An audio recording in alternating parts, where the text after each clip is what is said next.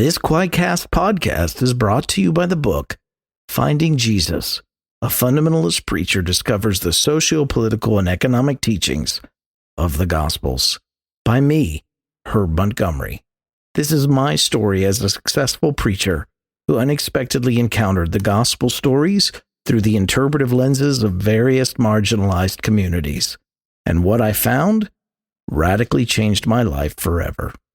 Finding Jesus by Herb Montgomery is available now on Amazon. Western Christianity has spent the last 2,000 years telling everyone they're separated from God. This is Not Church with John and Nat Turney. So before we start, John says he prefers Big Papi to Big Papa and Big Papa to Big Daddy. So kick the tires and light the fires, Big Papi. Wasn't Big Papi a baseball player? Yes. Okay. All right. At least I can live with that. Hey, welcome to another edition of This Is Not Church. If you stumbled upon us by accident, stick around. I think you're in for a treat today. I'm with my brother John, as always. John, say hi. Hi. I tell you what, we've been looking forward to this conversation for a long time. We are fortunate to have with us Jay Bakker. Needs not a lot of introduction, but we'll just tell you he's a pastor, he's a theologian, he's a speaker. He is the son of Jim Bakker and Tammy Faye Messner. And really, I'll let him do the rest of the talking and say whatever it is he needs to say. But we're just, super excited to have you here and excited to see where the conversation takes us. Welcome to the podcast. How are you, Jay? Thank you. I'm good. I'm really just an armchair theologian. I have really severe dyslexia, and I dropped out of high school because I had a really hard time in high school because of like my parents being on television and all that stuff, plus having a learning disability that was kind of going undiagnosed. And so I'm what they call an autodidact. I'm pretty much self-taught. But I read philosophy and I read theology, and I would be willing to sit down with almost any, maybe not philosopher, because I'm not going to debate a philosopher, but I'm willing to sit down with any theologian and debate them. I'll give them a run for their money. Absolutely, sure. Yeah. I guess unless it's an Old Testament, that probably will be a little bit more. But yeah, so I appreciate the introduction. Thanks for having me. Yeah, absolutely. Yeah. Now, I've learned my lesson about debating philosophers. That is that is something that you can't take lightly, because those guys live for that shit, man. My best friend is a philosopher, and he's an Irish philosopher. His name is Pete Rollins, and he's I love Pete. You'll be an atheist, and then he'll tell you why he's more of a Christian than you after that, and you just get really confused, and you cry in a corner and have a dark night of the soul. And but Pete can say anything though with that lovely Irish brogue he's got, and get away with it. He's been saying some really cool stuff lately. He's really been pushing some envelopes. And I'm always excited when he does that. I mean, and when he does it in a way where you can understand it. Because he's usually pushing something. Yeah, exactly. You can't always catch it. And, but yeah, Pete's been a great, he really got me into Tillich and then Hegel and just really opened up a whole new world for me about 12 years ago. And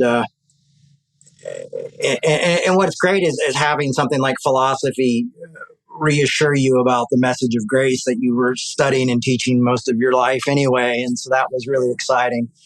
And to see like Hegel's passion for Christianity and seeing, even like, who am I thinking about? Obviously Paul Tillich's, passion and looking into him deeper, and then other philosophers and theologians. And I also love Dr. King as well. And Dr. King was really influenced by Tillich, and when you get to see all those intertwined things, it gets super, super exciting and really fun to go, oh, that's why he said this, or oh, that's why they said this. Yeah, it's awesome. The little tiny bit I know about Derrida, I learned from Pete Rollins. And he's got a pretty good handle on that. That does a pretty good job of explaining some very, very complex. Derrida is not for the faint of heart. I mean, that is some deep, complex, challenging stuff. And he got me into John Caputo as well, who's really... Caputo's... is really cool. But the guy I like the most is Todd McGowan, that I got to meet at an event when I was in Northern Ireland with Pete, that Pete was putting on. And this guy wrote a book about Hegel, and he's written a lot of stuff. And this guy his name's Todd McGowan. look for him, Google him. He really helps bring philosophy to, I mean, it's still hard to read, but it really brings it down to a human level. Not a superhuman level, but, he really helps you understand it. And, life change work. I mean, this is stuff that'll change your life and change your work and it'll put you in an awkward place though. The more I learn and the deeper I go, and also studying Freud. I really like Freud. I know that most of my progressive friends all like Jung, but I'm more of a Freud guy, and it's really also helped me understand my faith more in a deeper way and understand people more. It's really these interesting directions that education we were always taught to not overeducate yourself. Exactly. Yeah, for sure. We had a lovely talk with John Caputo not too long ago. He's a fantastic human being. And I actually met Pete Rollins once upon a time when he was doing he was doing some tour stuff with Rob Bell. So he came out and talked for way too short a time. Rob, of course, stole the show, but Pete talked for about 30 minutes and stayed after to sign books and chit chat with folks. And he's a neat guy. But I'm like you. I like the more you dive into this stuff, it is interesting to see the intersections, especially with things that we were told to beware of. They go, oh, wait a minute, maybe they weren't as scary. I think they were scary to like my parents and that generation of folks because they were a threat to whatever they saw as their foundation, Well, and they'd see a lot of their friends come back from seminary, like eyes wide open and freaked out, like, oh! Yeah. And so they were like, maybe even learning about the Bible is dangerous. And so when you've been taught to think in a very like binary way, good and evil, it kind of screws things up. For sure. So, hey, talk to us about Revolution Church, man. I know, and I know you've bounced around a little bit, right? Because Seattle wasn't your original. Is that an understatement? That's an understatement. Okay. Well, we started. It's 30 years. I've been doing this for 30 years. We started in Arizona in 1994. Basically, with the idea, we saw kids falling through the cracks, a lot of punk rock kids and hippie kids and skateboard kids that just were hanging out outside. And we just kind of started something to reach kind of that subculture that was really growing in the 90s. Yeah, it just stayed from there for me. I mean, I took a year off because I really thought God hated me for a while, and I really had to get into understanding what grace was, and that's what caused me to go back into doing Revolution. But we've been to, most of my time was probably spent in Atlanta, Georgia, of Revolution, probably 10 years in Atlanta. Did 7 years in Brooklyn, New York. Did about 4.5 years in Minneapolis, Minnesota. Did a year in Los Angeles. And now I'm in where am I? I'm in Seattle, Washington now. And, we're all online now.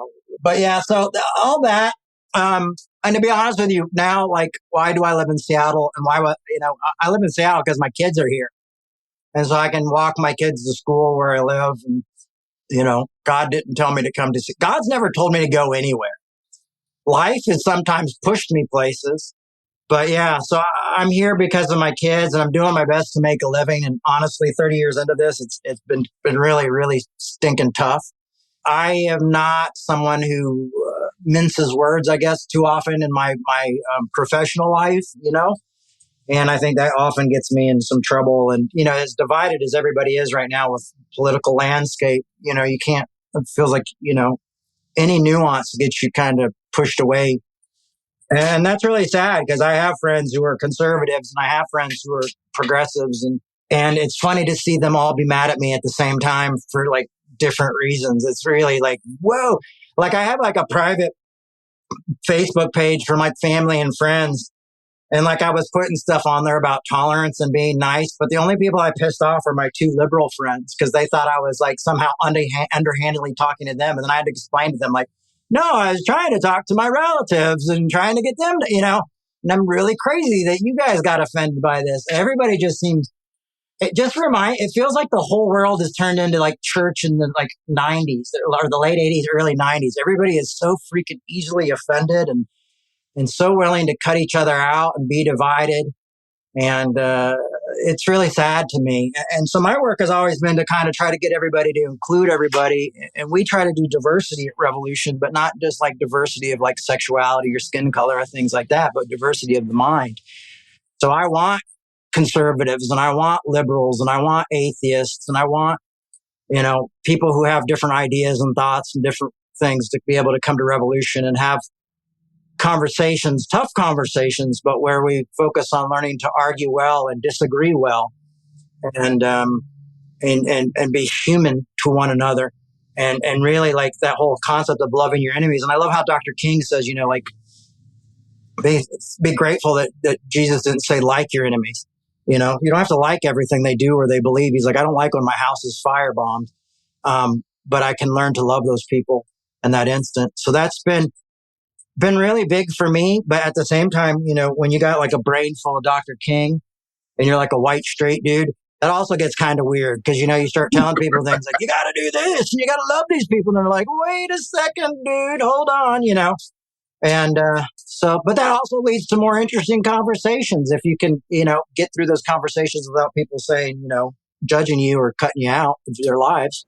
Exactly. Yeah. I know it. I mean, it's one of those things where I've never been more aware of whatever privilege I have than when I say those kinds of things from my position. Yeah. Hey, you're supposed to love your enemies and forgive people. Okay, easy for me to say. I have not been the recipient of some of these kinds of hate and some of these kinds of marginalizations so I try to walk that line, Yeah, I try to walk that line too. But, it was weird for me growing up in high school that I was beat up by white and black and Hispanic kids because of who my parents were, and ostracised, by people all,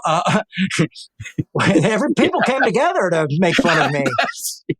And I watched mainline denominations and I watched evangelicals, ignore my family or preach sermons about my family. And I watched conservative media and liberal media do that as well.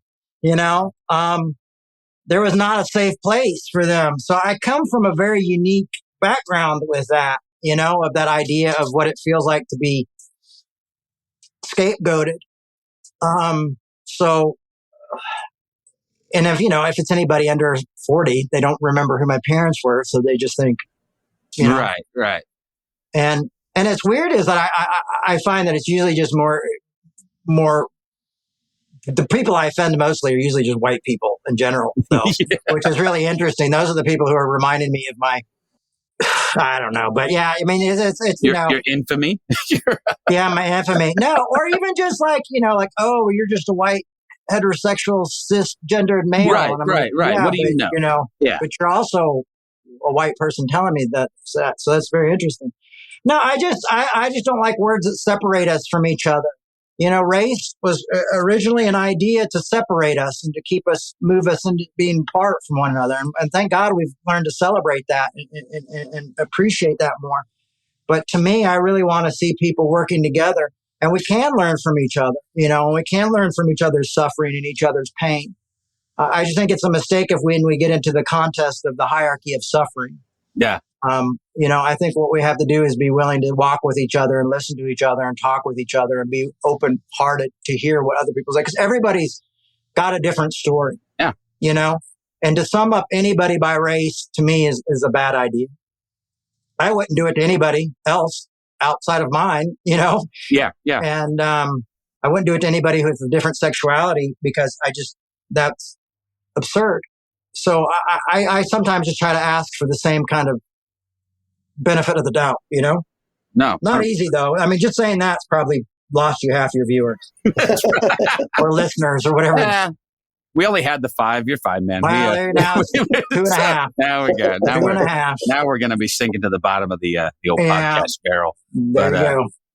But it's tough, man. It's been I think it's on some level it's always been difficult.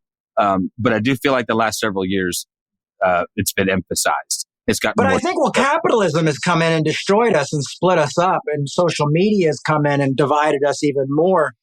And it's all about money. It's all about capital. It's all about the ball and dollar. And we're like getting, this is why the Apostle Paul said there's neither Jew nor Gentile, male nor free, slave, male or female, free or slave, and that we're all one in Christ, that we have no identity other than that.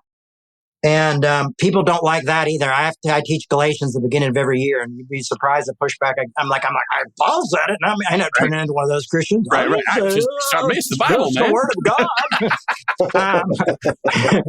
Sorry that offends you, sinner. I'm kidding.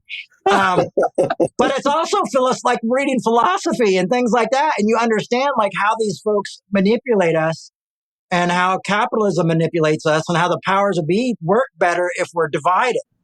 Yeah. You know? True. And it's great. They love it that there's only a two-party system. Sure. Because it keeps us divided. I mean, look at all the nice things people are saying about Joe Biden right now. Right. And then think about all the bombs he's sending to kill innocent kids and children and families, and the little kids that I see missing arms and legs that are my kids' age every day. Right. You know, and we're acting like these guys Jesus. I mean, it's idol worship, and it's horrific to see, like, you know, but it's like, well, he was nice to my LGBTQ brothers and sisters. But I'm like, yeah, but these kids are being torn apart and torn to shreds and killed by bombs that we're sending. It was the same critique I had of Obama, and I was I like him. I think he's a nice guy. But that guy drone bombed more people than anyone in history. I mean, well, and that's why I like people like Cornel West and things like that, because I think they're able to speak truth to power and in a really beautiful way, in a really educated way. And, you know, but, you know, it's tough. It's tough to see so many people.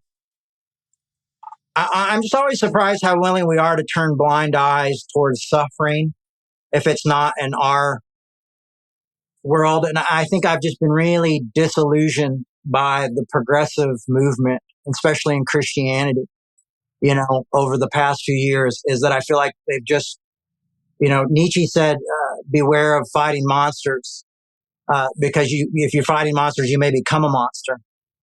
And I feel like we've kind of become a lot like the people that we've critiqued over the years. And, it's become like this weird type of tribalism. And, you know, are you progressive enough? Are you saying this? You're not allowed to ask these questions or say these things. But we're allowed to like make fun of evangelicals and tear them apart. But, you know, don't tear any of us apart, you know? And it's like to me, deconstruction isn't saying that church is bullshit. Like to me, deconstruction is studying your ass off and taking things apart and doing hard work. You know, I asked somebody who was doing a deconstruction site the other day, I was like, what do you mean by deconstruction? And they gave me like 6 different meanings. And I was like, I mean, it was like a soup. I was like, well, I don't even know what that means. Like, it's lost its meaning. You know, it's like you're angry at evangelicals, like you're angry at church, you know. So to me, you can see why I bother people, but it's only because I'm obsessive compulsive, and I think a lot about this stuff. And I'm always trying to think of like, how do we work this stuff out? And how do we make it better? But I think we have to get to the point where we're realizing that we're kind of doing similar things to people that we're critiquing, and we're making it hard. Like that's why Revolution is called Revolution Gathering right now, and not Revolution Church, because I don't feel like I belong in church. I've been looking for jobs in churches in Seattle for part-time work, and it is not easy. You know, I mean, I sat down with a pastor and another person, and I like totally could tell that the one person was so completely offended by everything I said. I couldn't even believe it. And I felt horrible, you know, and like trying to apply for jobs. And it's like mostly mainline denominations because they're affirming. So I figured I'd at least be comfortable there cleaning their stuff.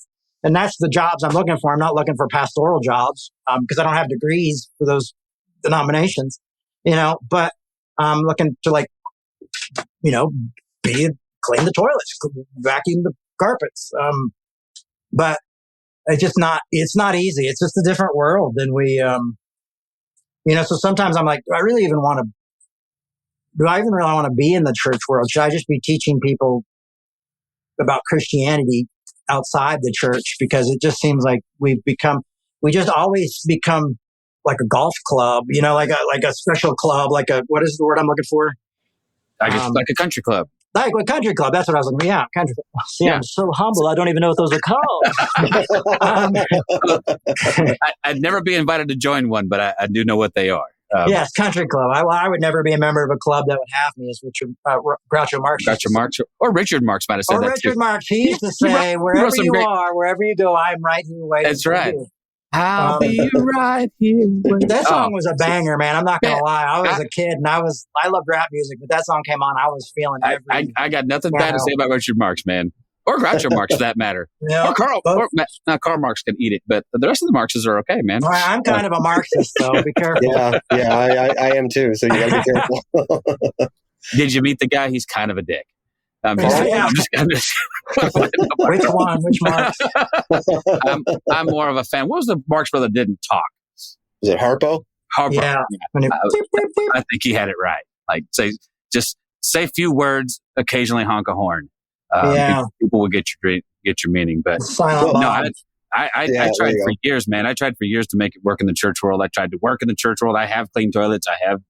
And I for 30 years, that's how you kind of get in, right? I'm like, if I'm just always here, then, something will pop, right? And then I was always allowed a foot in the door, but I was never invited fully in. And so finally I did what I think you did was I'm like, well, screw it. I'll start my own church. And so I did that for about 3 years. And that's hard work, man, especially trying to be a progressive / affirming / whatever in West Texas, in the middle of the Bible Belt. It went about as well as you might expect. Yeah. Well, I mean, when I announced that I was affirming, I think it was in 2005 in Atlanta, and it went over like 11. I mean, I used to make a living speaking at Christian festivals. Right. Like I had a church, but like I got paid enough, like on my summers, to kind of be able to pastor. And within 24 hours, I don't know how people knew so fast, because I don't think we had Twitter, Instagram, and all that crap at the time. But man, it spread so fast. I was canceled for different reasons. It was never because you're affirming, but they always had some sort of idea of why I wasn't going to come. I remember Cornerstone said they forgot to put me in their pamphlet or something. I'm like, I said I've spoken there like 7 times, and you guys have never put me in the freaking pamphlet. Like, what? How is this any different? And they were doing a documentary thing on me at the time, and none of those people who canceled me would do an interview. Oh, dang. Because Christians love to stand behind their convictions. Oh, absolutely. So like literally within a month, I had to lay everybody off. And it's been really since that time that it's been a super struggle to kind of do this work. But I do love this work. I am passionate about this work. It's one of the things I feel like I'm really good at. And I've taught myself, and I spend hours and hours in books and reading and thinking and listening to talks and conversations and having great conversations with people who are smarter than me. I mean, I'm really passionate. My mom really put that in me. My mom and my dad both taught me to forgive people and love people. So, and like Dr. King said, it's like, thank God that Jesus didn't say you have to like them. I don't like everybody. I probably don't like most people, just because I'm an introvert. It's not that I'm like a mean guy. I'm just an introvert. I just overly sensitive to that. But I do really love people and think that there's hope for that. And I most of my career I've been fighting for the hope of the church to kind of come back together. But I think one of the things that kind of put a nail, maybe the last nail in the coffin of that for me, has been watching how the progressives just like attack the evangelicals. And like, I mean, if it wasn't for evangelicals, I would have never made it where I was.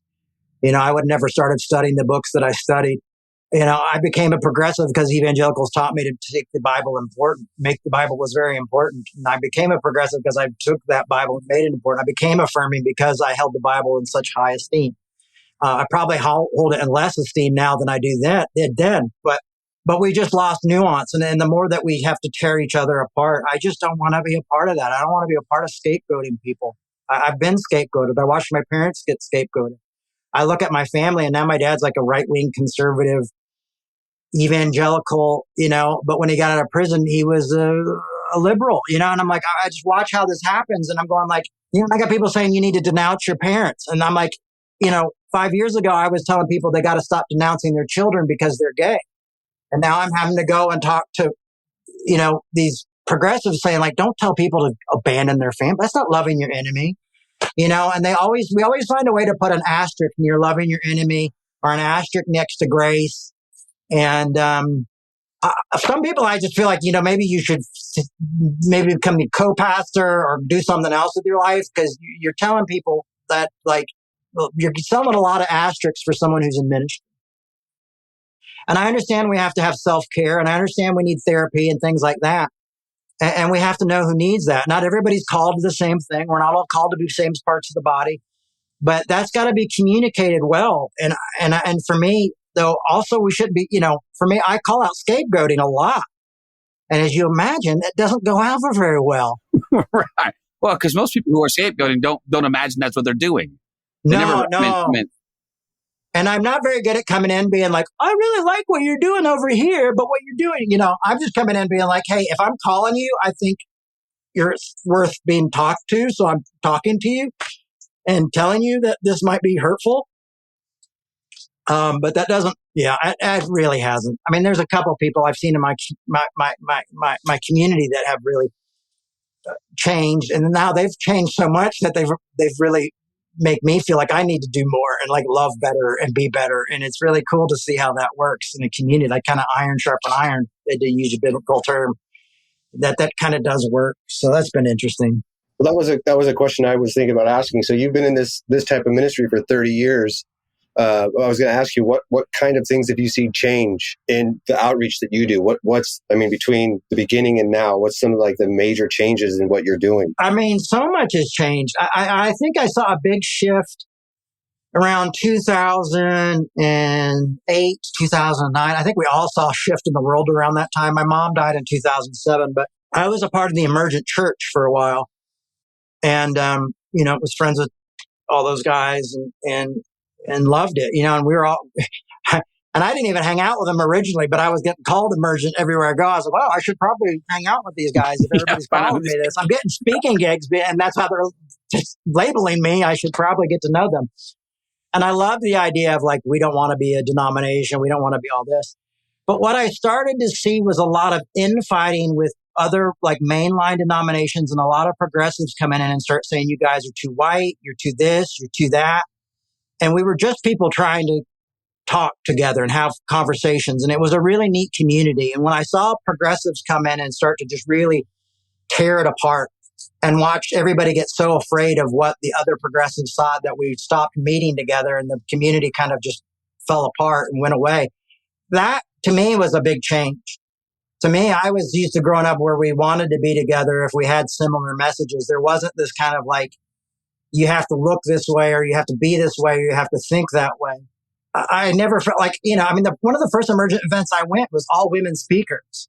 So for me, it was always weird to hear things like, oh, they're this or they're that, and we had no leaders, but whoever was selling the most books would automatically be called, oh, well, it must be Brian McLaren because he's selling the most books. Right, I always say if we had lasted like 6 months or a year, it would have been like Nadia Boltz-Weber and Rachel Held Evans, who were the leaders of the emergent church. Phyllis Tickle would have been there. Phyllis was amazing. And I got to spend a lot of great time with Phyllis and those guys. Awesome. And when I went through my mom died and my wife left me within a week in 2007. And Brian McLaren opened up his house to me and really cared for me. And it was a cool thing.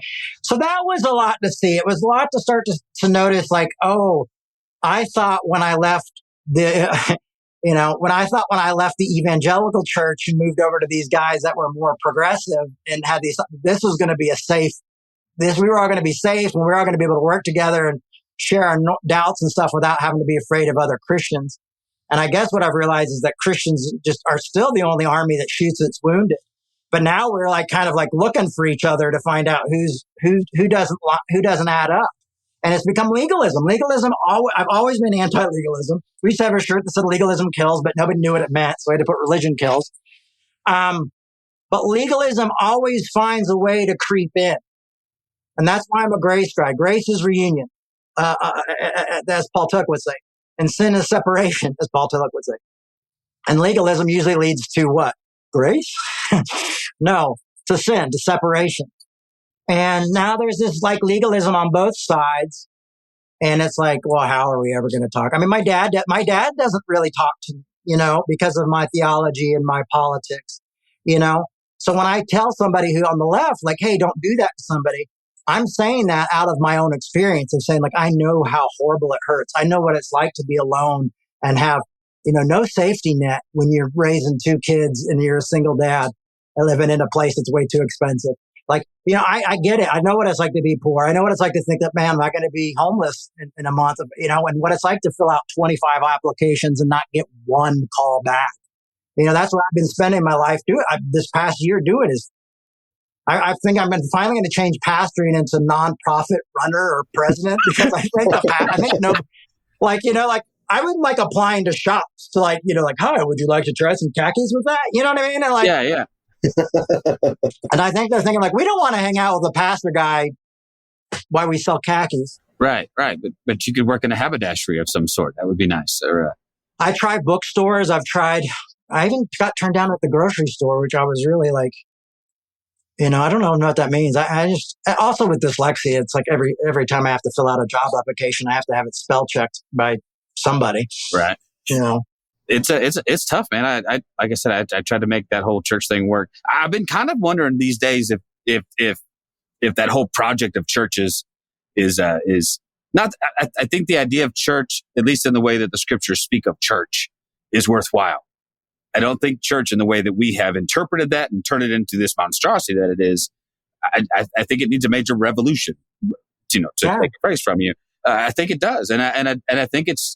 That's why I was so in love with the emergent church when it first came on the scene, because I felt like for the first time in a long time, people were articulating, okay, we could do church differently. We could, and I loved and still do love Brian McLaren.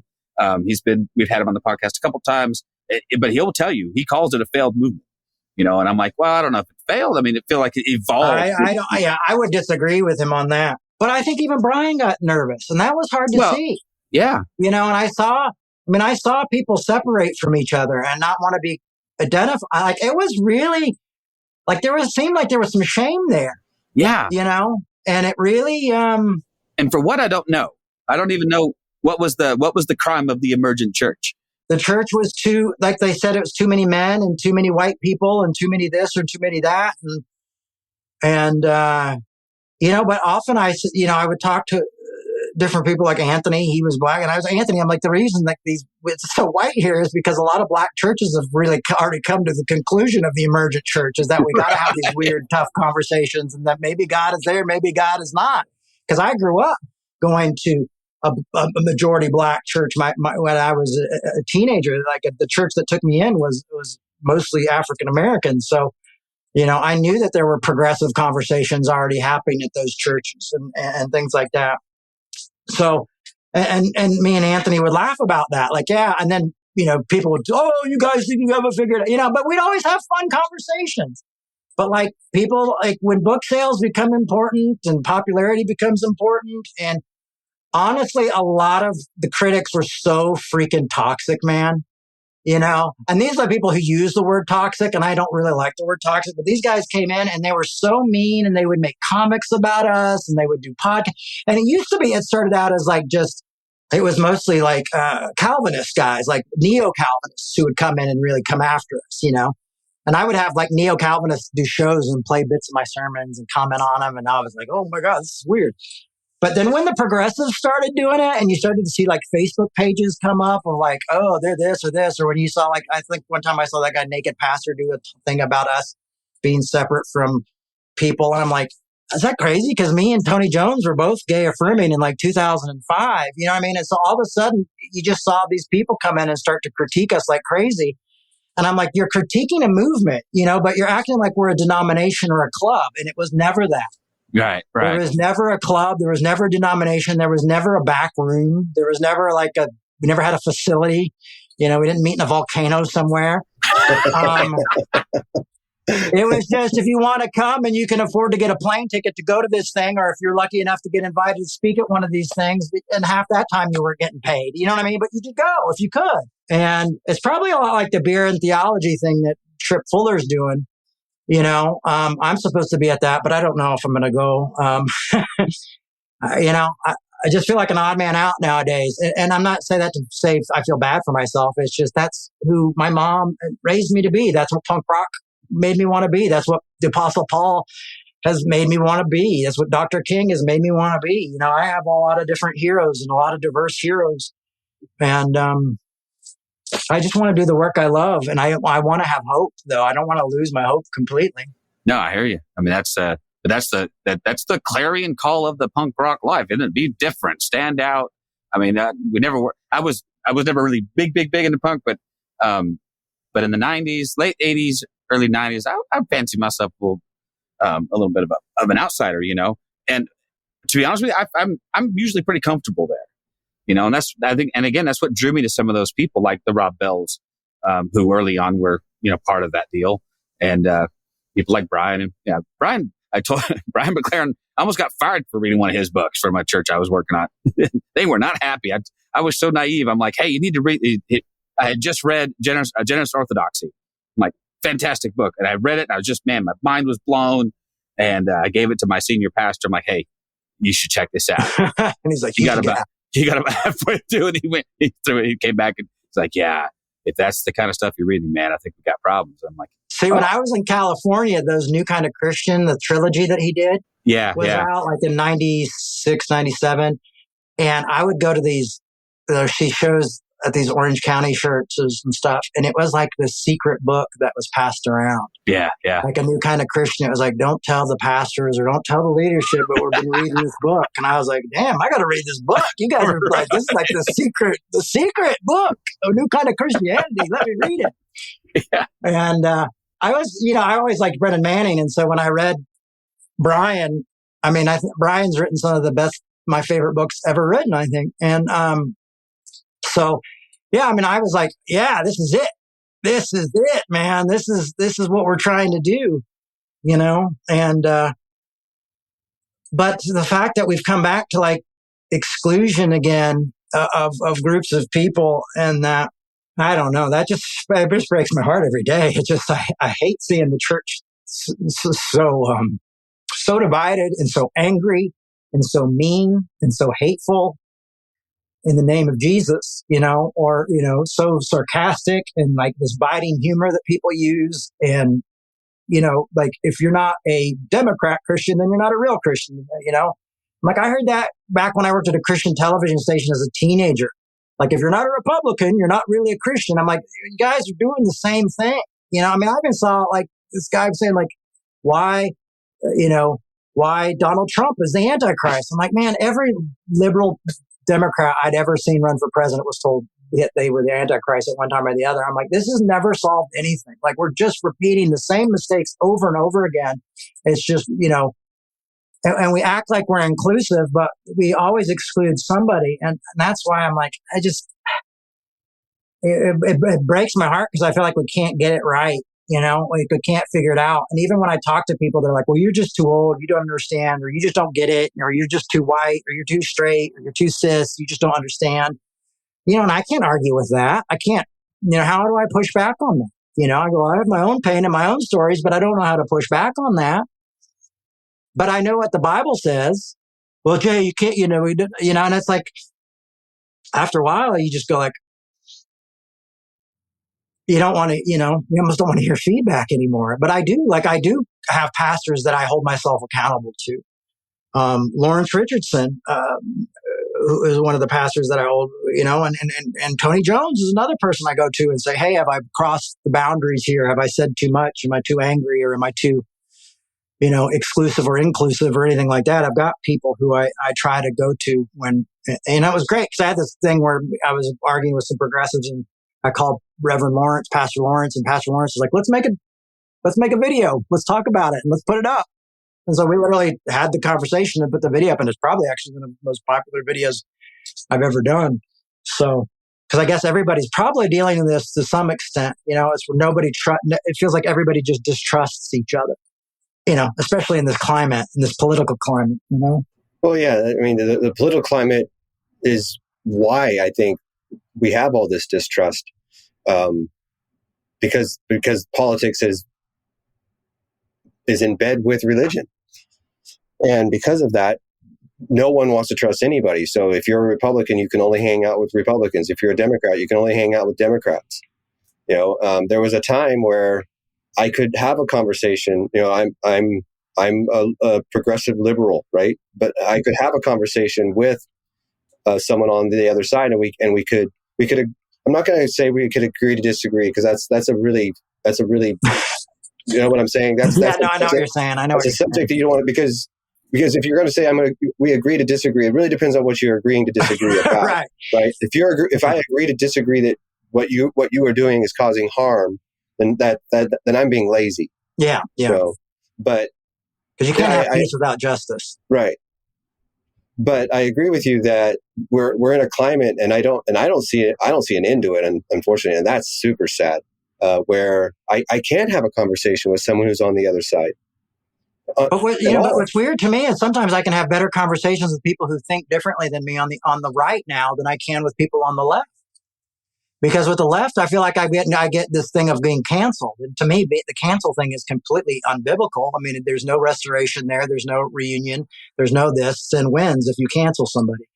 So for me, it's like, there's certain areas where I think also because they wrote me off years ago that they're just like, oh, here comes that freaking lib guy, here comes the old liberal Jay, my dad's like, oh, my liberal son, and so right. I can say whatever I want with them, and they just write it off as like, oh, he's just a bleeding heart, But when you get around your like progressive friends, it's like, do you ever think that maybe, they're like, what? No, we're not going to think like that, And, I mean, even like talking about third parties, like I've had some like left wing people like, oh, how dare you? You're not a Christian. You're going to make 2025 happen and all this stuff if you even talk about third parties. And I don't even say who I'm voting for because I like to keep the mystery and also let them fight with it. But I've been a lifelong Democrat. I've never voted for a Republican, and that's the funny thing with some of these guys.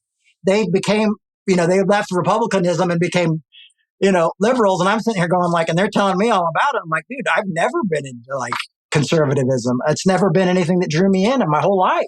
My parents wouldn't even work with the Christian right when I was a kid. Jerry Falwell and all those guys said, hey, Jim and Tammy, join the Christian right. And my dad said, we're called to love everybody. We're not called to join this group. Yeah. See that, and it occurs to me that happened to your parents somewhat, that they were caricatured, like they were just turned into two-dimensional cartoon characters of, hey, that's, you know what I mean? And I don't think people realize, especially with your mom, the depth of thinking. I think your mom was a brilliant woman. I think she was obviously a very kind and loving woman, but I don't think she got a fair shake just because of how everything blew up and got weird. But I don't know. She obviously instilled in you, and your dad obviously did too, instilled in you. Yeah, no, my dad I thought they were both idiots for a while because they forgave so many people. They would be having dinner with people who really hurt the family. And I would be like, what the hell are you guys doing? But over time, they taught me about it and I realized what it was. And my mom was so interesting because she could go into a room full of drag queens one day and then be in like a room with Southern Baptists the next day and be able to have a conversation with both of them. And she didn't have to agree with everybody on either side, And that's the thing is, I think people sometimes worry that when I'm like, well, we got to have hard conversations, they think like I'm going to sit down, with somebody who's like anti-gay and be like, well, I agree to disagree. Like you said, like it's always the worst case scenario is what I find. If people always jump into the worst case scenario, and I get that life's been crazy lately. But for me, it's like, I'm going to tell them, I don't like that. I don't agree with that. I don't think that's Jesus, and this is why, Right. And I still love you. But I don't like that, like someone's like, what are you going to do if 2025 happens? I'm like, I'm going to get up. I'm going to love people and I'm going to fight for equality for everyone. One of my heroes is John Hume, and he was a politician in Northern Ireland, and he's the one who helped bring the end to the Troubles, which was the Civil War, and he was a Catholic, but he said everybody has to be included. If we want to bring peace to Ireland, it can't just be Catholics, We also got to have Protestants. Everybody has to have a place at the table, and we have to decide this together. And what we have to do, because he said difference is just an accident of birth. And he's like, so, and he would say stuff like, you can't eat a flag and things like that, like patriotism is going to feed you. And he would talk about unity through diversity. And this is the thing is you get a lot of people who talk about diversity, and you get a lot of people who talk about being patient and things like that. But really, if you really want unity through diversity, that means we're going to have to make room for the evangelicals, and we'll have to make room for different people like that as well. And I'm not trying to fight for evangelicalism to make a comeback or anything like that. I think its days best days are probably behind it. Evangelicals really hurt my family and really abandoned us in a time of need. But I'm just saying, I just think if we really want everybody at the table, if we really if you're going to get into politics, and you want to live in an America where everybody's there, you got to let everybody be there. And the problem is we've been told that we're going to save you from these guys. And then the other group's going, we're going to save you from these guys. And they're all getting rich. And we're just sitting there not seeing a whole lot of change. And we're not able to get jobs that pay enough for us to pay rent. And we're not able to get health care that's good enough for us to go see a doctor if we need to see a doctor. We're not able to eat 3 meals a day because we have to skip a meal in order to pay our rent. It's everybody should have those things. Everybody should have a good job that at least they can afford an apartment, and at least they can have health care where they're able to have it. We should all have that. Everybody should have that. And if we work towards that, there might be a difference. That's why, there's that book by Reverend Barber, White Poverty, and he's talking about there's a lot of more white poor people than there are poor black people. And he's like, what we've got to do is we've got to come together as poor people, because we all want jobs. We all want, it's I don't want to see my enemy starve. I don't want to see my enemy go bankrupt and be homeless. I think we can all get onto something like that. But that's really looking for unity through diversity and allowing everybody to have a place at the table. And you get a lot of word service on that. You get a lot of people saying that kind of stuff. But then as people say, actions speak louder than words. But nowadays you just see their words because you're online and you go, oh no, that group's not accepted there. That's not going to happen. And I know it because I'm like a leftist. I'm super liberal. I'm a total snowflake. and I'm getting yelled at and screamed at by snowflakes. Yeah. Who are telling me there's something wrong with me, And so I'm like, well, if you guys can't if you guys have a problem with me, how are you going to love people like my dad, who is just completely delusional over Donald Trump? How are you going to have my brother he's my stepbrother. He said, hey, maybe he's taking over my dad's show. And he's like, maybe me and you should do an interview together and show that we can be brothers and disagree. And I'm like, man, I would love to do that. Now, I'm going to tell you, he's an evangelical in the military, and he approached me about that. So when you start to see nuances everywhere, and you start to see my stepbrother seems to be more graceful than, the people who say they're on my team, and to me, it's just, it's why I spend most of my time alone, to be honest with you. It's why I read mostly and listen to music and just try to be a good dad. But the problem is I've got that fight in me. I want to help people. People love my mom. There's a play that Elton John's done. It's coming out on Broadway in October about my mother's life and about my dad. And there was a film about my mom. And the reason those came out is because she loved people. She cared about people. When Jesus left the Last Supper, he says, hey guys, I'm giving you a new commandment, which wasn't new at all. Because I want you to love each other. And the world will know that you belong to me by your love for one another. And so the thing I can say about my mom is that she's being celebrated by Elton John and by Jessica Chastain and by Hollywood and by Broadway because she loved people. Because she included everyone. And we have got to learn how to do that without killing the people who do that. Because I always say, and sometimes I've said to some of my friends privately, I'm almost grateful that my mom passed away when she did, because I don't think she would make it in this climate. Because people would be like, who are you voting for? What do you think about this? What do you think that? There was no room for her just to kind of float between worlds and just love everybody, love porn stars, which she did in that reality show she was on. And she was friends with the porn star who's been in a lot of trouble lately. She was friends with LGBTQ people. She's friends with conservative people. She just loved people. And she would always say that we're all made of the same old stuff. We're all made of dirt. And that, what is it? She just had very basic knowledge of the Bible, but she's already telling me the ground of being. She's already basically saying Tillich to me, that we're all part of the ground of being. So she understood that. And she understood the basics of the Bible, which is forgiveness and love. And I don't know how we've gotten past that, how we've lost that, and how we're all, it's okay to be angry, and I get that. But eventually you have to realize, like, your hurt might start hurting other people and causing that to repeat itself. You just might be repeating it with somebody else who's on the other side.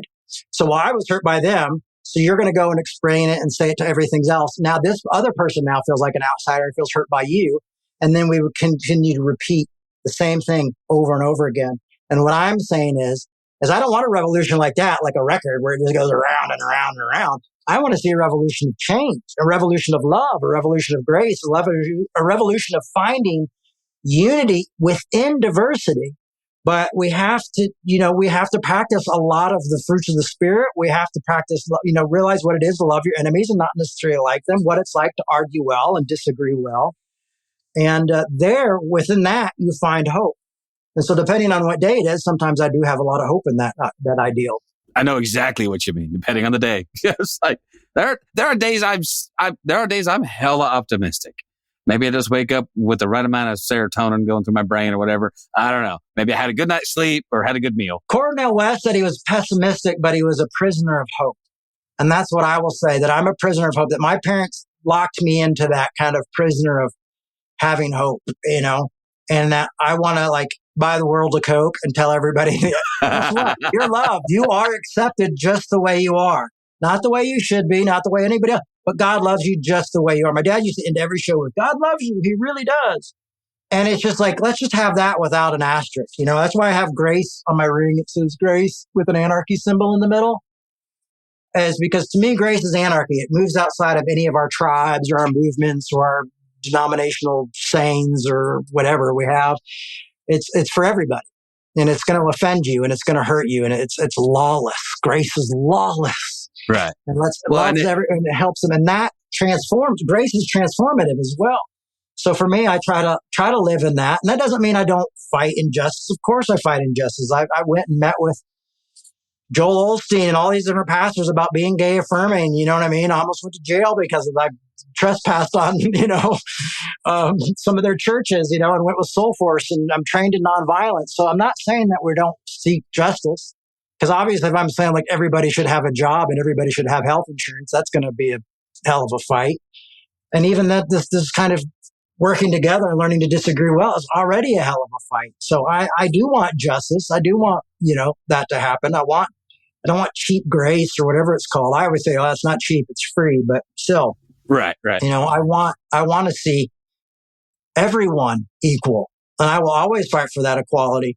But I'm also asking us to try to tone it down a bit and not let us not become victims of capitalism where we're fighting each other and the millionaires are just going look at them, just fight each other, over identity politics, and kill each other. And we're just getting rich and rich and rich and richer as they just go onto our platforms and they say they hate us, yet they're on our platforms every day fighting the good fight with each other, and so they win, we lose. All right, let me ask this question. I know you've written the one book. Have you thought about I've written 3 books. You've written 3 books. Okay, I was aware of one for sure.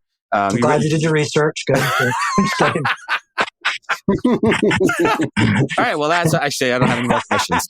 What a great podcast. No, right, do you have more? Do you have more books in the works? Okay. I have 3 books sitting next to my table. No, I have 3 books. I don't have any books on the table. I would like to do more books. I always different ideas for books. You know what I mean? Like the Grace is Anarchy concept, punk theology kind of ideas. I think I'd like to write one, now that my mom's gone and my dad's near the end of his life, I think I'd like to write something that's a little bit more of an honest reflection of, and not that my first book wasn't, I was just 23 when I wrote it. And after seeing films and plays and seeing what people kind of see and think on both sides, I'd love to do kind of a reflection of that. One more go around on that. I worked with Vice and Pete Rollins actually on a documentary about my family that we made. It showed at Sundance, but it hasn't been picked up yet. We're hoping someone like Netflix or something gets it. But, I would love to do more theology books. I'd love to write more, but I'm looking for jobs at grocery stores. You know what I mean? I'm trying to, I'm doing the lawn for my landlord right now.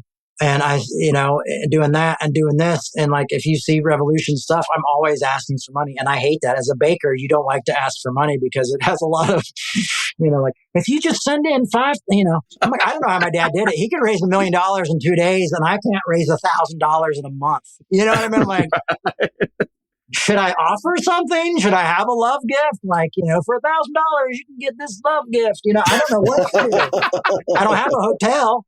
Well, that's what people do with their patrons. I mean, you see the patrons. Well, you get to get on the level. What's God? Are you a triple diamond giver? I mean, all of that is evangelicalism without the it is. In it. And it's like, you want to be a third tier giver. For a third tier giver, you'll get this and this and this. And so I just go like, hey, I'm communist, so everybody gets the same thing, no matter how much you get. And that doesn't seem to work very well. So maybe I need to, use the. Well, we tried the Patreon thing for a minute, but we were terrible at it. And that's honestly, it's probably the biggest reason that the church I planted failed, because I suck at asking for money. I just would forget. Well, I didn't ask for money for like years and years and years. And then I noticed that I didn't get paid for 6 months a couple of years ago. And my friend Steve, who was a pastor, an MCC pastor, was like, Jay, you gotta start asking for money. You're gonna go broke. And he was right. We did go broke. And so now I'm doing it and I hate it. And Steve's passed on since. And so I try to always remember what Steve told me to do. But then I found out from a friend of his, like, oh, that's funny that Steve told you that, because Steve was never very good at it. And I was like, yes. well, of course. That's always how it works. It's not an easy thing to do. It's embarrassing for me because I'm always waiting for somebody to be like, oh, Bakker wants some more money. I'm always waiting for that shoe to drop, and eventually it will. And even some of my friends are like, oh, so you've been asking for a lot of money lately. And I'm like, just rest your little Patreon fingers and give me time. That's right. I'll give you early access to the next podcast. It's like, I can't. What am I going to, I got nothing to offer you. My dad always said, like, if nobody knows you have a need, it's not going to get met, So I try to, say, hey, this is where we're at. I mean, to the point where like I'll post letters from our financial person and be like, Jay, you've got to bring in this much money if we want to pay our bills, And it's really, really, really tough. Back in the day before I was affirming, we used to have like this endowment that we got. And it was pretty big, so we were pretty smooth sailing. I had a staff, we had insurance, but as soon as I became affirming, one of my board members was like, if you do this, the endowment is gone. And I was, young and full of fire, and I said, bye-bye, Yeah. I'm like, let's burn this thing down, It's different when you have kids and you got to feed them. Yeah, they expect to eat like every day. I know, and like more like, and then reject your meals. And it's really not easy. They get older and they eat more, and they got to have shit like clothes and they have the clothes that fit and look nice. Yeah, it's a real pain in the ass. Shouldn't have. And their mom, my ex-wife, has to tell me why the clothes I bought them aren't cool. No, I'm just kidding. No. We're actually doing pretty well now. Me and their mom are doing it pretty great now. I mean, I guess that's the great part about not an evangelical. I grew up in the Assemblies of God, so if you were divorced, you were out. So that's the good thing about I feel like my progressive friends get mad at me because they feel like I'm always too hard on them. I just spent years, I guess, I already did the anger at my evangelicals. And the only reason I'm really rough on my progressive friends is because I love them so much and because they gave me so much hope at a certain time in my own life. And that I don't, it's the same reason I'm tough on the Democratic Party. It's the same reason I'll bring up the bad stuff that Joe Biden's done as well. Is the good, because it's people I've cared about and loved, and I feel like I have the right to speak on that, and talk about that, and critique that. And well, I mean, to me, it's there's nothing wrong with holding them to the standards they themselves have set. I'm just reminding you of the things you've told me. Oh, and I do that a lot. I don't do that on doesn't matter who they are. And I've seen the same thing you've seen. I've seen some of that vitriol come from people who at least want to be perceived as tolerant and accepting and loving, and they can become very intolerant and very. Well, it's crazy because I've had some of the most tolerant people who, if you knew their names, you'd know who they were, be completely intolerant of me or something if they maybe said something about my family or things like that, and then it's like. Well, they're allowed to, for them, it's like an exception to the rule. Like I'm allowed to talk bad about felons if it's Jim Bakker or if it's Donald Trump, and I'm going like, but you're a social justice person. You don't, what, all of a sudden now this is, would you want me, you wouldn't hold this against anybody else. And I've reached out to guys like that when I've seen them do stuff. When Trump came out, I was reaching out to a lot of people like, guys, remember who we work with, Grace, don't be holding somebody else accountable to other people you wouldn't hold accountable as well. And, so that's, it's not that I'm the corrector, because I'm not the corrector. I don't do that a lot. I mean, I'm talking like 3 or 4 people. I'm not talking like I'm on the phone all day and online all day. The phone rings. It's shit. Jay Bakker's calling me again. What did I do this time? Hang on. Yeah, that doesn't happen. Like if I call you, it's like it's surprising because I've actually listened to something you've said, and even if it's not great, it's like I'm listening to you and feel like I want to help you be better. That's all. I just want to be like.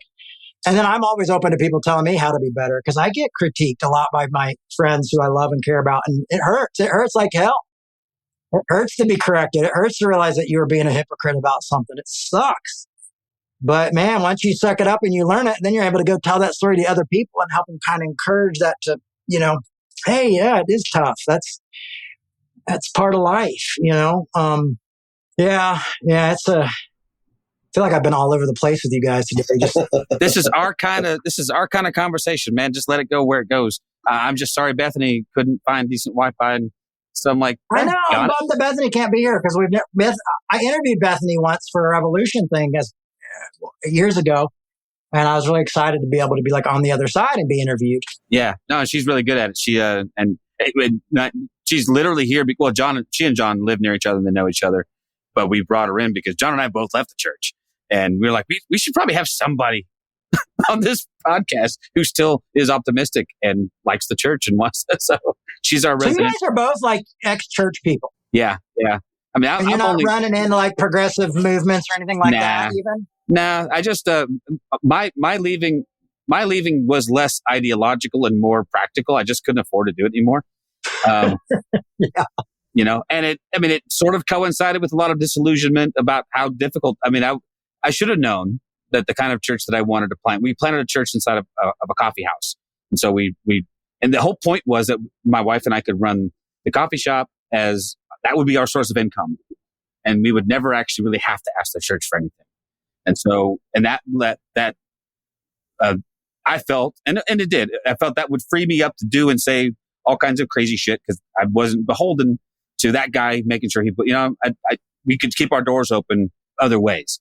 But it just got to a point where I was just doing too much, burning the candle at 3 or 4 different ends, and so we made the decision to walk away. But you guys are doing this podcast, yeah, and so enough. Yeah, and when we started, I was still pastoring that little church. John was actually had you just recently, or were you still in the church? No, I had stepped out. I was an associate pastor in a Southern Baptist church. Wow! Right? Wow! Which went about as well as you might expect. Yeah. So I had just recently stepped out of that, and was really disillusioned with church, in general. And I honestly thought, and I said this to the church as I left, because I'm still friends with the pastor. We're still friends. I mean, we disagree on more than we agree about, but we're still friends. We still chat at least once or twice a week, if not online, face to face. And I honestly thought I would be opening a church in our homeless community. That's where I wanted to do it, but I just couldn't. I couldn't make it work. I couldn't afford it. I couldn't find a facility. I mean, all that kind of stuff. Yeah. I live in Northern California. Legalization had just happened. Every single building that I thought was empty wasn't empty. It was an indoor grow. So, and because of that, and it was like everyone's trying to make money. So rent went through the roof. I couldn't rent a piece of shit place for like anything that I could afford. So I just decided to start blogging instead. So I wrote a blog, and which ended up becoming a book, which then ended up becoming this podcast. That's kind of how that went down. Well, I mean, I know this podcast. So when you guys had me on, you're like, we only have 5 listeners. Well, I've seen this podcast before. I've known it before you asked me. I mean, I get asked for a lot of podcasts I've never heard of, and, so you guys are doing something really cool. And it sounds like you're both like doing it. Are you guys sitting here listening to me going like, this poor sucker? No, We got to get him out of there. We got to get him out of there. No. Somebody go down to Seattle. I always, every time I have somebody on like you, and I still have these like sort of pie. I'm like, man, Jay and I should write a book. Let's like do something. Like we should hang out. Like you're I want to fly to Seattle and hang out with you, have a beer, and talk about Jesus. I think that'd be great. I've got a buddy in Texas who he left the church years ago because of the same reason as, same reasons as both of you guys, both of their experiences, money and people. But I always say, man, like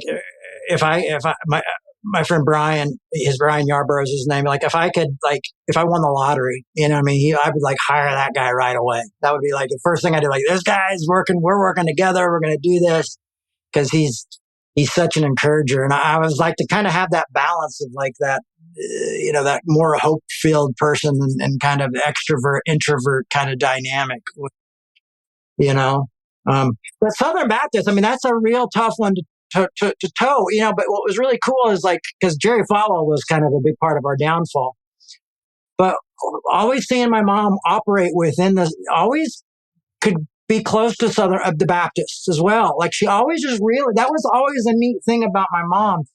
And she just, you didn't have to love everybody for her to love you. And that was really impressive to me. You didn't have to love her. I remember one time watching, she told me about this story later, but I say watching because they did it in the movie kind of, but they didn't do it too well. But these 4 kids were making fun of her at the mall. And she goes, you guys don't even know me. And they're like, teenagers. And she goes, I'm Tammy, Faye. And she introduces herself, and she's like, at least meet me first if you're going to make fun of me. And she goes, matter of fact, boys, if you really want to get to know me, there's a Marie Callender's upstairs and I'll get you guys whatever you want to eat and we can sit and have a meal together. And they said, okay. And she went and I'm an introvert, so I would just be like, oh God. Hey, what are you guys doing? Great. But she did it. And she could do stuff like that. So she didn't need you to be inclusive. She didn't even need you to include her to love people. And I wish we could see more of that. And I wish we could see more of that really in the progressive church. Like I wish we saw people who are like, I'm going to love those people no matter what. I'm not going to sit and take the piss out of them all day and make fun of them so I can get 1 billion likes and sell more merch and do whatever. I'm going to be constructive. And I understand that some of those folks who make fun help people and do that kind of stuff. And they're probably helping more people than I am when I look at the numbers they have, because I think you could be more successful when when you critique others that way. But I'm just kind of critiquing the critiquers, saying like, you guys could do better. You could love better. You could love more. I honest to God, like I feel like my mom had to die in order for people to celebrate her life and remember that stuff. And I don't know what'll happen after I die. I don't know if there's a heaven or anything. I don't know. I hope. I just like maybe my kids will write, he loved people, he didn't always like them, but he loved people a lot, something, or loved people too much or whatever.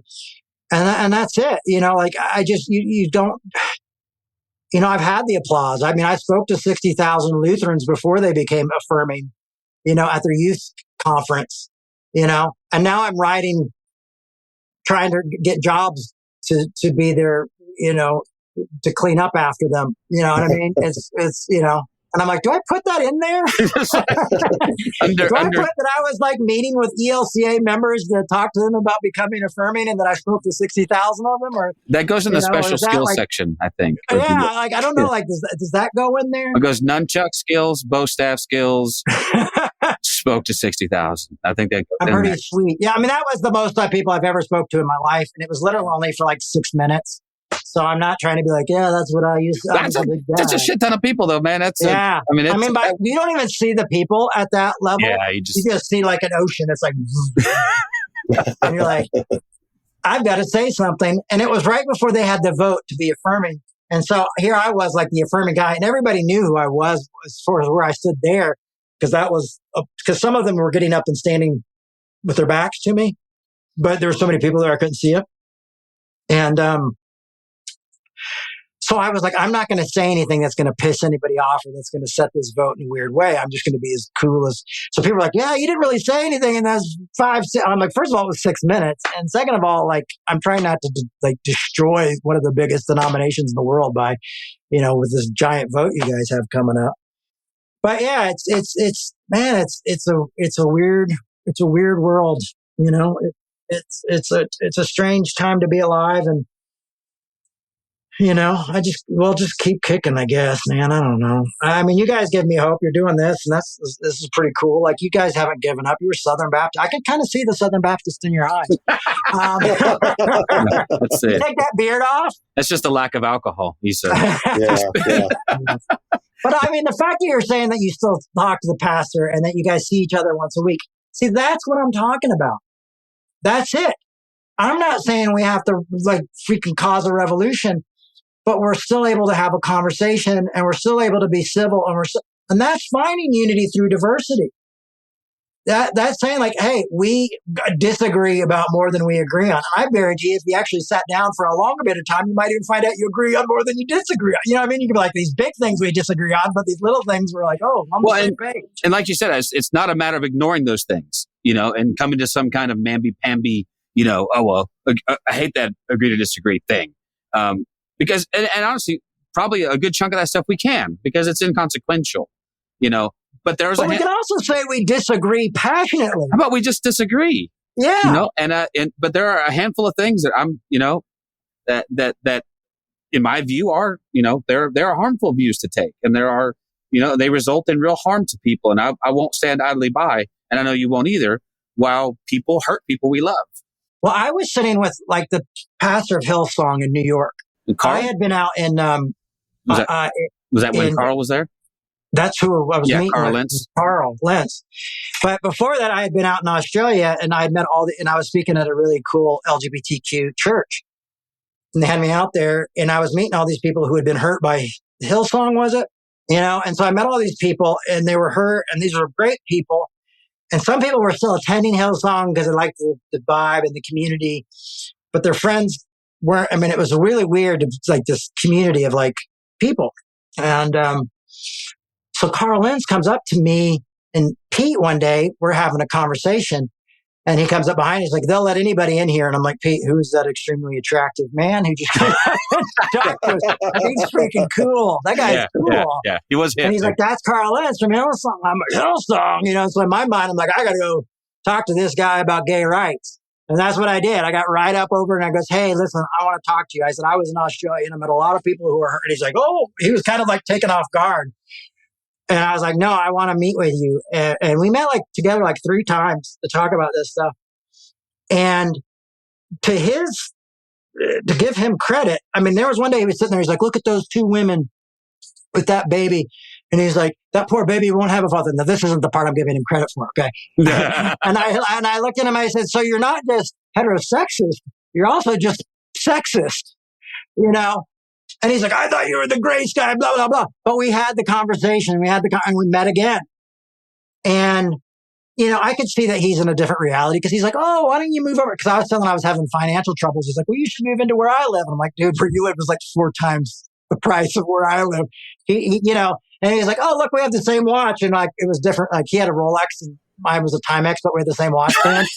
You know, so they both but, you know, my parents wore Rolexes back in the day and stuff like that. So I get the out of touchness, but it was just really funny. But at the same time, I always think like that guy met with me 3 times. I can't imagine many pastors who would sit down with me for 3 times to disagree. You know, and I always like as you know, and I've never seen anybody say very many nice things about Carl after his fall, especially. But I was always impressed, like, you know, he's hanging out with Justin Bieber and he took time to meet with Jay Bakker 3 times to talk about gay rights.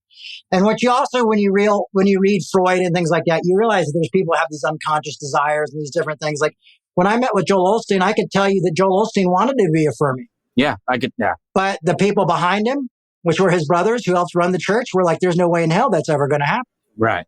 And he asked me what about Sodom and Gomorrah? So I had to explain to him why Sodom and Gomorrah was destroyed, which is really bizarre, explaining that to Joel Osteen. Right. It's right there in Ezekiel, you know, buddy. I'm sorry. Yeah, they're like, "Well, we'll go over here," and it was because they weren't nice and friendly, and they didn't welcome this was strangers. The sin of your sister Sodom, right here. It's, you know, the one, you know. So when they're saying get rid of all the people, you know, we're committing the sin of Sodom when we're not nice to the strangers and we don't welcome the travelers. We should call that sodomy. Yeah, we should. actually. Ooh, there we go. There's boom, there's a let's book. shut down. There's a book title. Yeah. The Real Sodomy. The Real Sodomy. Never mind. Now I'm like a liberal again. The conservatives are sodomizing America. Jesus. They're sodomizing Mexico. What's happening? Okay, now we've really gone off the deep end. But what I'm saying is like these folks, you could see that there was a desire there. Yeah. Yeah. And I think about is that the more, like I always said, like I wished I could take, I could have taken him out of like the big church in Texas and Joel Osteen, and then just been like, Joel, you're going to grow a mustache and you're going to hang out in my community for like a month, and we're just going to say your name is Joe, and you're just going to be a normal dude, you know, and you're going to meet all these people and talk to all these, you know, that's the kind of thing I wish I could. You know, one of the things though, I was also impressed with him is he asked me for my sister's number, and then I got a call from my sister like a year later, and she's like, did you have somebody call and pretend to be Joel Osteen on my voicemail? And I was like, wow, he called you? I was like, oh, that was really cool. Like he said he was going to call you when he called you. But anyway, I mean, people don't find hope in those little things. But when you read philosophy and psychology, I mean, when you read psychology, you see these little things of people telling their true nature and who they want to be and who they're not able to be. And I always find that interesting. You know, and I always find that like it's interesting that we you know, some of us who fight against those who've hurt us end up becoming the mirror image of those who hurt us, you know, and we're blind. We're completely blind to it because it's a reverse image. So we think, you know, oh, it's, you know, and I want to help people not do that. I want to help people get free from that, you know, and so that's why I continue to go on and like, it's tough. This is the toughest it's ever been for me doing a church. And everybody's telling me to give up and stop doing it. And I just, you know, my mom wrote this book called I Gotta Be Me, which is probably behind me somewhere. It's right here in the 70s. And it's a pretty shocking book. She like doesn't like really leave a lot of secrets to the brain. Like she really like, well, me and Jim's marriage troubles and all these people that I had a falling out with. Like she talks about it all. And, but she talks about the importance of she has to be who she is. And I get that from my mom is like, I gotta be me. And it doesn't matter if there's applause or there's, you know, even make ends meet. I'll figure out another way to make ends meet, but I gotta do the work that runs and courses through my blood. And that says, you know, I want to be a peacemaker. You know, it's so funny. I'm here, you know, talking about all these people and how they can, you know, need to change or get their asses together. But ultimately, it's just I want to bring people together and have peace that has justice within it, a peace that can hold change and kind of peace and grace brought together. You know, so it's like a grace that allows us to evolve in some way that has, you know, like when you're set. Like for me, I was never able to get sober until I realized God loved me just the way I was. Until I accepted grace, I could not stop drinking. I was a heavy drinker, you know, a lot of whiskey and stuff like this. And I always tried to drink, but I realized I was always trying to stop drinking for Jesus and be approved by God. Like, oh, God would love me if I was sober today. And it's when I realized God loved me. If I was a drunk in the corner, if I was preaching, I went in and I got my white chip, and I haven't had a drink in 20, Revolution's 30. So it's been probably 28 years, you know, because it was grace. It was that whole point of just like, oh, I want to be able to do this better. But if I do this, I can't do that. Anyway, I feel like I'm talking your guys' ear off and going into nowhere. Well, I applaud your you not drinking. I stopped drinking 6 months ago, so I'm a lot earlier on this journey of not drinking. So it's difficult. Yes, it's very difficult, especially at that time. You know, what I did a lot of during that time was we'll call on my sponsor a lot, and I would drive around. Like I wouldn't know where to go. So I would drive to the farthest late night meeting I could find, and I would listen to jazz because my mind was so alive with not having alcohol in it. And so like it was worrying, it was worst case scenario, all this stuff that I'd used to cope for all these years. And I would turn on jazz because jazz was and I don't even like jazz. I don't even like, okay, I'm going to tell you now, I don't listen to jazz, and I'm not anything against jazz, but I don't listen to it. But at the time, it was the only thing that allowed my brain to feel semi-normal. And I think the two things that really helped me is three things probably. My sponsor and thinking through the other side of a drink for me is what lies on the other side of that. And one day at a time, like as cliche as that crap sounds, it's like agreeing to disagree. As cliche as that sounds, when you are there, that's all you got. And you know what? That's all I got now. That's all I have now. Like, I don't know what's going to happen tomorrow.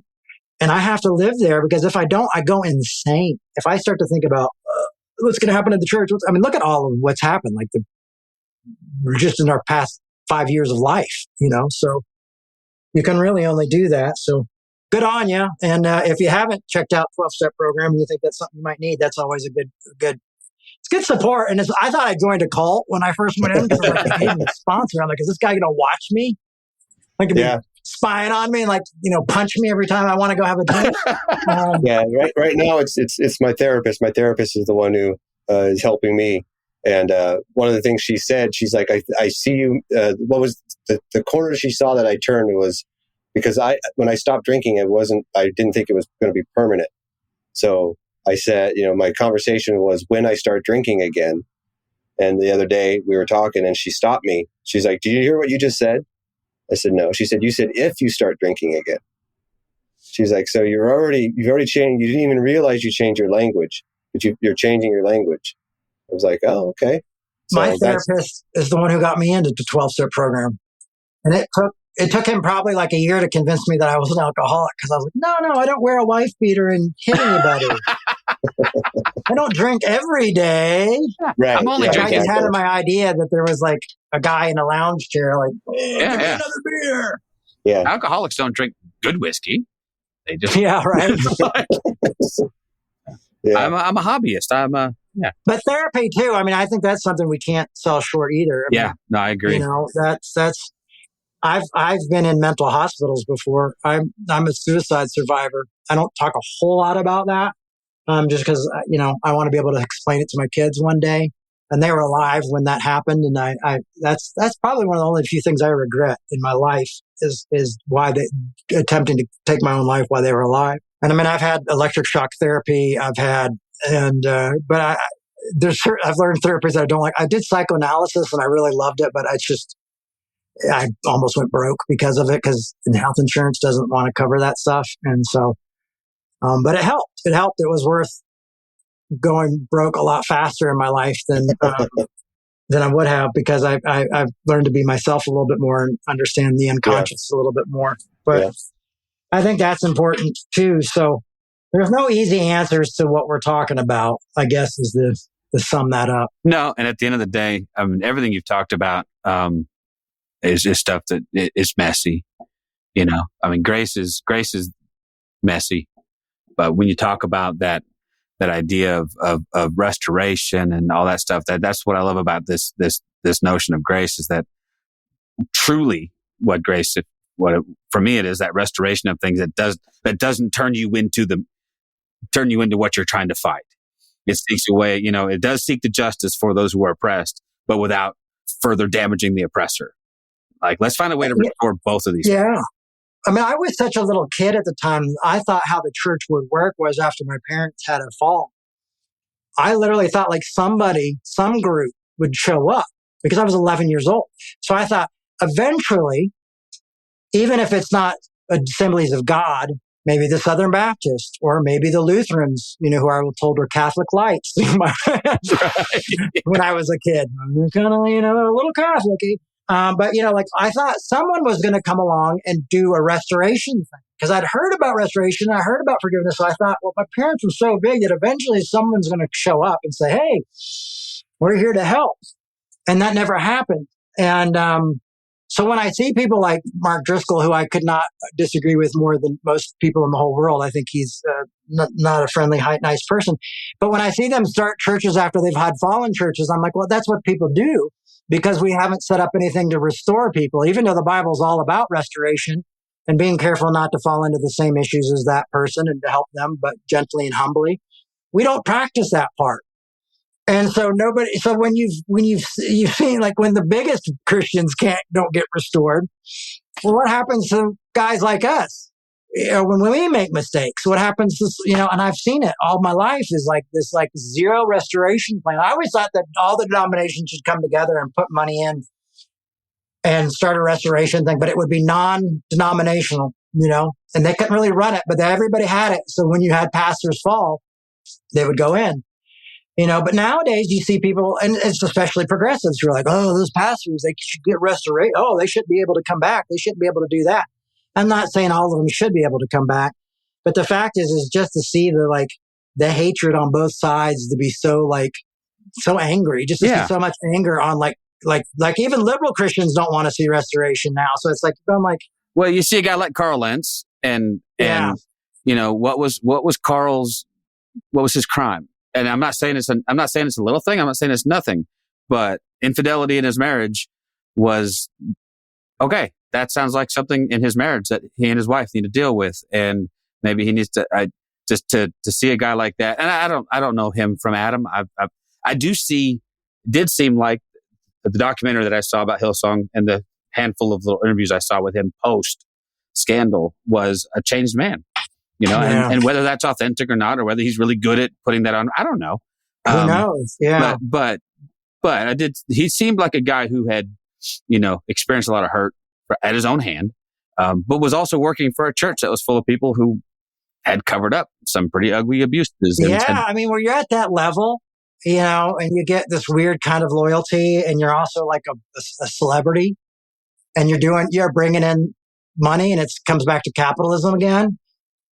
Like, people are going to protect you, but as soon as you cross the line, that's the problem I see, is like that protection goes away.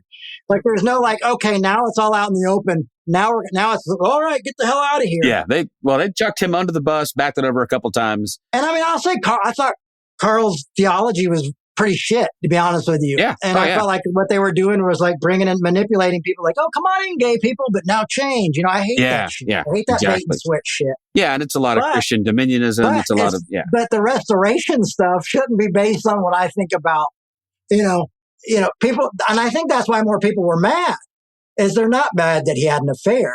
They're just, they wanted him to get something and they wanted him to get it bad. And the only way for him to get it was to fuck up on his own. Right. Rather than someone taken down because his theology was bad. And that's the problem, is that's what we do often, is we dance on the graves of these fallen ministers, but we're not doing anything to change the system that they're in. And by saying, well, it's a shit system, that doesn't change it. That only gets them to build up more walls, and that just us's and them's even more. And that shows us that we don't know how to love our enemies.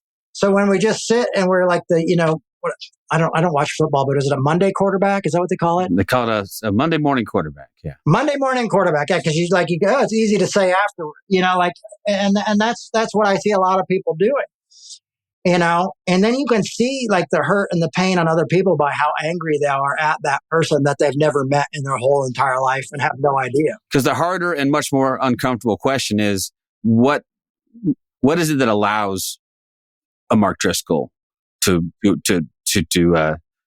become what he is and to hurt the people that hear? What is it that allows this? It's the system. I mean, it's the people. That's the thing too, is the people who played a part of it don't want to. The people who attended the church. Well, I meet people here all the time who attended that church. Oh, I'm friends with people, and they don't want to take it. They're like, I'm like, you guys played a part in that. It's like you can't just say that this guy was a jackass. You guys were listening to him and inviting your friends to listen to him. I have 2 friends in Texas right now who actually, no, 4, 2 couples that I know who were interns at Mars Hill in Seattle. Yeah. When it went kaboom, and I'm like, and they were, and that damage was, it wasn't just isolated to a handful of people. It hurt a lot of people. It did. But and like you said, Mark just went on and, just did what he did. I don't have, there is that really strange sort of Christian schadenfreude, right? Though that we do, like somebody gets a little too big for their britches, something happens, and we all kind of go, I mean, all right, now you'll get it. Now, when I guarantee you, if Joel Osteen if some scandal was to come out about Joel Osteen tomorrow, there would be a tremendous amount of dancing on his grave. And they'd love it, but they're not loving it because he made a mistake. They're loving it because his house was too expensive. You know what I mean? It's like we always just what we don't realize is that we're as judgmental as these people that we judge, we're as judgmental as these people we're judging for being so judgmental. You know, like, see, he gets what they want because they didn't do this. I'm like, listen, Joel Osteen has a congregation bigger than I've ever seen in my life. I've never seen a church that big. There's few people I'm going to be like, his house shouldn't be that big. You know, I'm like, I don't know what that guy does, but he's got magic on his tongue somehow. Something. Well, hey, we want to be respectful of your time. I appreciate you've given us quite a bit of it today. Yeah, absolutely. Man, I've enjoyed talking to you, Jay. Thank you for all your insights, and thank you for honesty. And for it's challenging. I feel challenged by it in a good way. Well, and if everybody's mad at me, just reach out to me on Instagram. I'll talk to you. So there you go. There's your invitation. That's what I'm saying to you. I'm open to being rebuked. I'm open to being wrong. Actually, I prefer to be wrong on some of this stuff. All 5 of you who are still listening, get on Jay's Instagram tomorrow and tell him, give him the whole line from, what was that from Seinfeld? The airing of the grievances with the, I got a lot of problems with you, Jay. Let's start with that. Festivus. Oh yeah. Festivus for the rest of us. Yeah. We'll start with the air. We'll move on to feats of strength after, but let's get through the airing of the grievances first. So, but yeah. Hey, I appreciate you, man. Really do. Best of luck to you. Thanks, We'll be looking to, do what we can to help. So, and keep us in mind if you want to come back and chat some other time, man. We'd love it. Oh, I'd love to. Yeah. Thank you for listening to This Is Not Church. Be sure to rate and review the podcast on your platform of choice.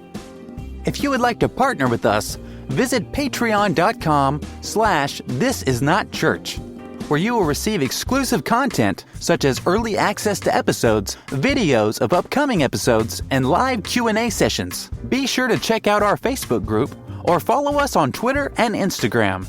All the links are in the show notes. We'll be back soon with another episode.